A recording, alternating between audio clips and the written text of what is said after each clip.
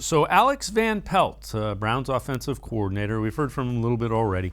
He talked about the way Donovan Peoples-Jones has been performing in this training camp and preseason.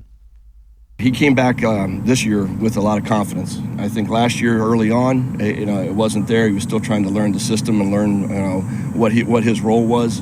But after the success he had through last season, to see him come back and have a great camp, I mean, he's a guy that has great position flexibility. You can plug him in at all three spots of the wide receivers, and he knows exactly what to do. So he's had a really good camp, and really proud of him. How important is that jump for a guy from year one to year two? It's huge, and usually you see that from year one to year two. Year one, the eyes are big. They're rookies trying to figure out what the NFL game's like, and then they have some success, and they build on that, and that's what they've shown with Donovan.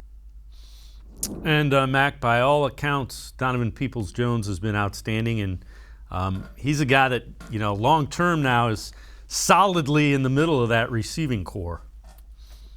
Yeah, and especially too because coming out of college, coming out of Michigan, the big thought process behind DPJ was the fact that he wasn't necessarily utilized correctly by Jim Harbaugh and company there in Ann Arbor with U of M. So again, I look at Donovan Peoples-Jones. He had that natural ability, and now being able to see what he's been able to do so far this season and this preseason, I should say. Again, it's a huge step and a huge compliment to him for the work that he's done this offseason, see what he's been able to do. Because again, I look at DPJ and I think that he's somebody who can, be that field stretcher for you if you need, but he's that big body on the outside that if you need to throw a 50-50 ball, I think he can be that guy for you. But again, that's just what he was coming out.